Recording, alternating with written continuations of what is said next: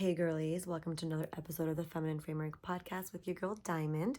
First, I want to say that yes, we're in a different setting because my daughters are sleeping and the show must go on. So I figured I'm just going to do it in my room for tonight. Also, I have lost my voice a bit because yesterday I was on the phone with my girlfriend and we were like hysterically laughing. Like I was having like deep belly laughs. So I like lost my voice. I was like, oh gosh, I cannot believe I did that. Anyway, so we're in my bedroom and we're just gonna keep it moving. And yeah, all we can do is just kind of work with what we got. So today's episode is going to be embracing your feminine era, confidently embracing intimacy and your sexuality. So I'm excited, and how fitting to be in the bedroom, I should say. So I did get a question sent to me. I did get an email sent to me, and I'm gonna read it. So somebody sent me an email, and it was from a woman who shared how she struggled with self-criticism for years to the point where it affected her intimacy with her husband. So she would get in her head, feeling like she wasn't sexy enough, overthinking everything, and dimming her own light. But after hearing my episode on silencing your inner critic, something clicked for her. She started taking small steps and even sending her husband some videos inspired by my Demure Diamond page, which we love that for you, girly, and got a really good response, which we love that. So now she's asking for advice on embracing her feminine era, accepting her body, and gaining confidence to fully step into her sensuality. We love that for you, girl. So honestly, I love this topic. And I love this topic. I'm so excited to get into it because like femininity, that's what it's all about. It's not about perfection. It's about presence and realness and authenticity and embracing all that you are and what you are working with. So we're going to be getting into what it really means to be in your feminine era, how to overcome self-doubt and embrace your sensuality, and practical ways to build your confidence in your body and intimately. We're also going to talk about how to stop overthinking and stepping into the present moment, because I know a lot of times as women we can definitely overthink and overanalyze. I also do it myself. So let's just get into it. Okay, so first, I think we should talk about the difference between sensuality and sexuality. I feel like sensuality is about how you experience life and not so much how you look.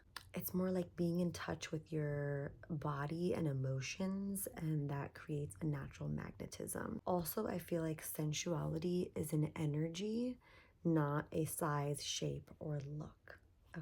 Okay, so first we're gonna get into some things that's gonna help you overcome your insecurities and embracing your body. I feel like first we need to release the pressure that we must fix ourselves or fix something about us before we feel sexy. I know, this is something that I work on myself all the time. Like, for example, I feel sexier and better like when I have makeup on and when I'm like done up, or at least I have concealer on. Okay, so I've been practicing, like whenever I do my skincare routine and I'm like removing my makeup and stuff like that, I'm really trying to embrace my dark circles. I know it sounds crazy, but I'm like, you know what? I'm exotic. That's why I have these dark circles. And I'm really trying to hone in on that because I'm too focusing on like, oh God, these dark circles, I look like a crackhead. Like, I'm not even kidding. These are the thoughts that I would usually have. And I do my skincare and I'm like, you know what? I'm exotic. I have some depth around my eyes. So I'm really shifting the script. I'm using something that is typically an insecurity of mine and I'm using it as an asset. I'm like, you know what? I'm exotic that I'm this way. Some like people are out here putting like darkness around their eyes and giving themselves dark circles.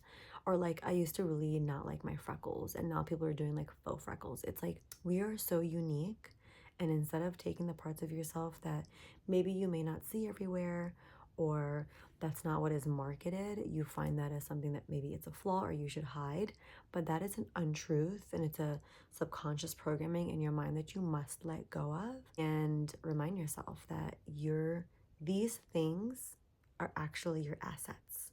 So that's like a small mindset shift that you can change the way you see yourself, and like affirming your unique beauty. The beauty that you have is unique and exclusive to you.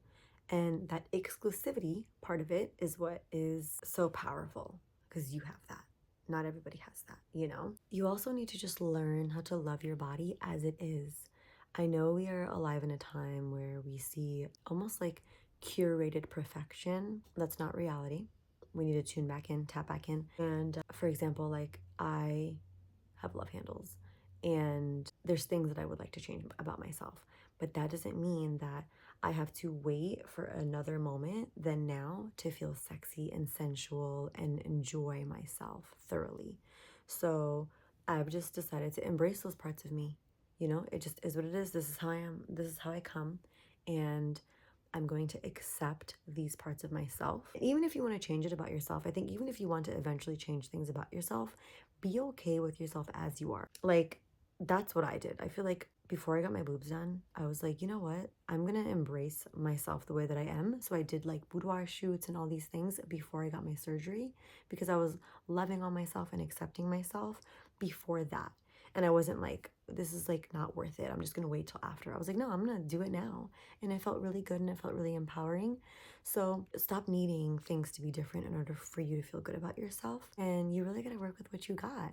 Like, embrace it. Yeah, like, do things that enhance positive aspects of yourself. I love body stockings, like crotchless body stockings. This is like so random, but I just love the way they look. I love the way they feel. I love like the lacy stretchiness.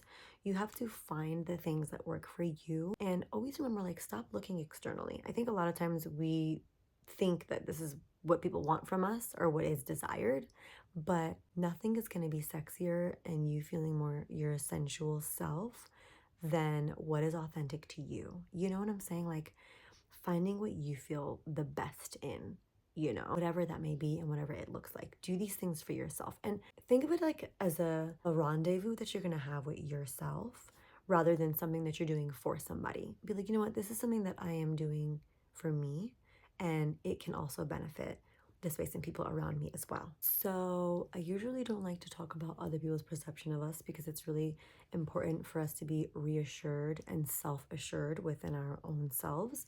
But I can understand how in a partnership, in a marriage, or in a relationship, how sometimes it makes us feel a little timid and uncomfortable because obviously you are with a counterpart and you are trying to make each other feel good or make each other feel turned on or whatever the case may be.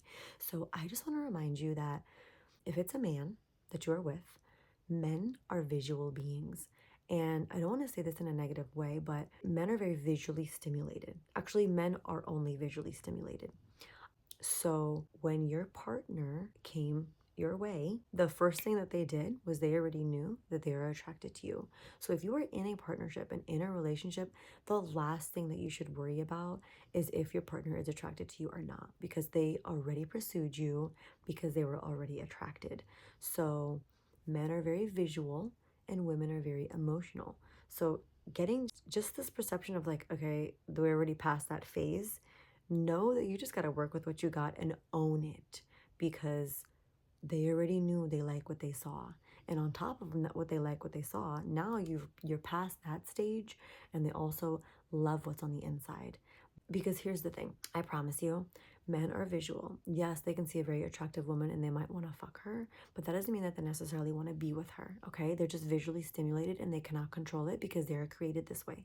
And I promise you, like, a man would rather be with like a girl in his mind that's like a 5 or a 6 if she is emotionally regulated, self-assured, doesn't hold him accountable for how she feels, compared to a girl that's like a freaking 10. She's super hot, but this girl is a hot mess. She is not, her nervous system isn't regulated. She is extremely insecure.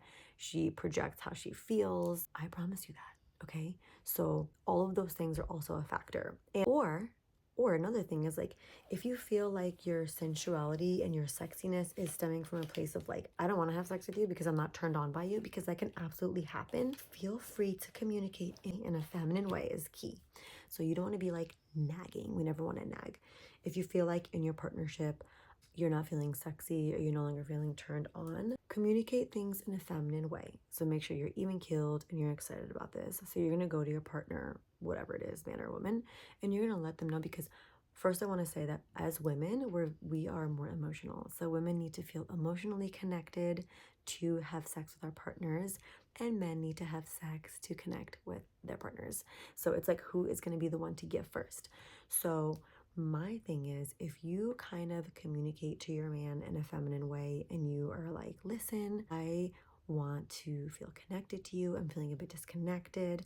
Maybe if you can take me on a date, I would love for us to go out on a date, or there's this place I've been really wanting to go, or I want to put this really cute dress on for you that makes me feel really sexy. Whatever the thing is that you feel like is going to get you back into your body and feeling sensual and flirty and fun and connected, feel free to communicate that in a feminine way. And I promise you, your man or your partner is gonna be down for that. And I bet you if they learn, if you're like, hey, I would love, I really love it. The way to communicate is to really point out the things that you enjoy and love that they're doing instead of, you didn't do this or you didn't do that. Like, do it in a way of like, I really love when you came home and you took the kids and like gave me a few moments to myself. Like, I love that. That made me feel so good. It made me feel so cared for. Or I love the way you help do whatever acts of service. You have to kind of know what your love languages are and what the things are that get you going. So you really need to tune into yourself, making sure that you're doing pleasurable things throughout the day for yourself as well, outside of the bedroom. And even like when it comes to yourself, masturbating, you need to masturbate. You need to have time with yourself and masturbate, try different sensations, try different techniques, because then you need to first learn your body and learn your preferences so that you can then communicate it to your partner and you can bring that into the bedroom together and get a little frisky with yourself. Do things that you wouldn't normally do. Like after you've had your orgasm, continue to go even after you're a little sensitive. See how much you can take it. See what happens after. Do like a self exploration so that you can learn these things about yourself so that you can communicate it and have fun with it. And even again, outside of the bedroom, what are you doing during the day? What things are you doing for yourself to kind of tune back into your sensuality and what you're feeling? And like simple little pleasures. What do you do for yourself? What are the things that you do that makes you come back into your body, feel yourself, have fun with yourself? You have to start doing these like daily practices, whether it's prancing around the house or trying things on, putting on jewelry, doing makeup, moisturizing, putting body oil on yourself, meditating, having a great simple pleasures for yourself. Do you like, I do things for myself literally every day. Like, I love putting perfume on for myself and feeling good. I love wearing cute things around the house. Get yourself cute little matchy sets. It doesn't have to be perfection.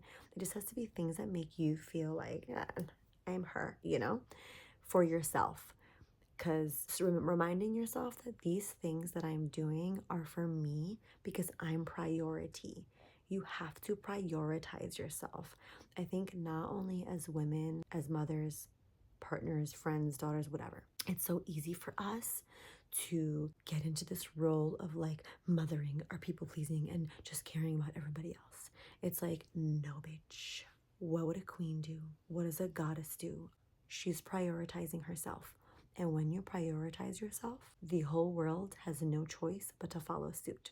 So when you prioritize yourself, your partner and everyone else is going to be like, oh my gosh, yeah, that's right. She is the goddess that she is. So let me make sure how amazing I get to be with this queen. I get to, right? Instead of the other way around. Really honing in on confidence. What things make you feel confident? You have to do inner searching, show up for yourself. I've learned that the more I show up for myself and the more things that I do for me, like my guilty pleasures and things that are just for me that are going to be benefiting me in a consistent way, that builds my self-esteem and my confidence. So confidence is so much more attractive than perfection. Eliminate the idea of perfection.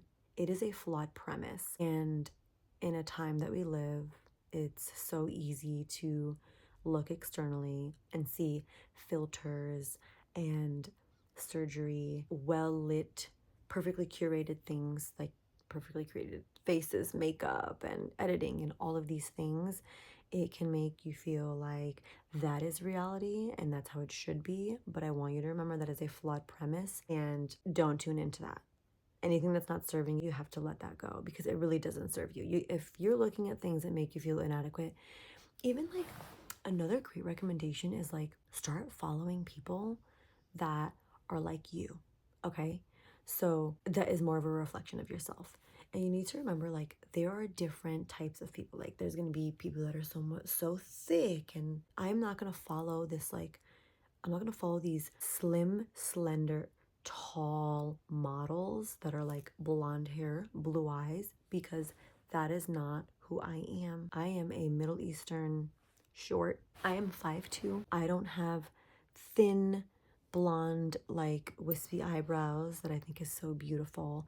I have thick, coarse, dark hair. I have dark features. I'm 5'2". I don't have a long torso. So following somebody like that is really not going to inspire me. So I'm not gonna, I mean, there are some people that I would love to watch and and like I love their teachings, but as far as find the femme fatale that is gonna resonate with you. Okay, like find whatever is similar to your body type, your how you're looking, and that is gonna be your, whether it's an actress or anything, it can be like your alter ego, something that inspires you should resonate and look more like you and feel like you, so that you are not on the opposite end of the stick trying to be this unreachable and unattainable thing. If you're tuning into unrealistic, unrelatable things, you need to stop. Find what resonates with you. Find what is similar to you, and that is going to work better for you than something that is completely the opposite. Do you understand what I'm trying to say by that? I'm trying to say like stop looking at, like I would look at like these beautiful girls with like, I'm like, what, they're beautiful and they're stunning, but like I don't look like that. So I can't, I'm looking at this thing and I'm trying to follow what they're teaching, whether it's a makeup look or whether it's a whatever style, it's not going to look right on me because I don't have that look. I don't have these bright blue eyes and silky blonde hair. Even when I was blonde, it's like I still have my features. You know what I mean? So find similar content to consume, whether it's content, whether it's, actresses, models, things that can resonate with you. And that is going to be better guidance because it will resonate with you on a different level. And don't forget, flip the script on your insecurities. Look at whatever things you're insecure about and take them as your assets. Say, these are my assets. This isn't it. This is no longer an insecurity. These are the assets about me because that's what makes me uniquely me. That's my power. Like I have this special thing. It's exclusive and it's how I am. And not everybody is this way. And I'm going to love that about myself. So, another thing that you want to do is slow down a bit. I think we're so like go, go, go. And that is like, I need to take this advice myself. I am one of those people. I am always like so fast paced, always go. Like, I don't really have a time to come back into my body. And that's why I'm like, I need to get my shit together because when I date, I'm going to be a masculine woman. So I need to calm down, come back into my body, whatever I need to do to eliminate stress.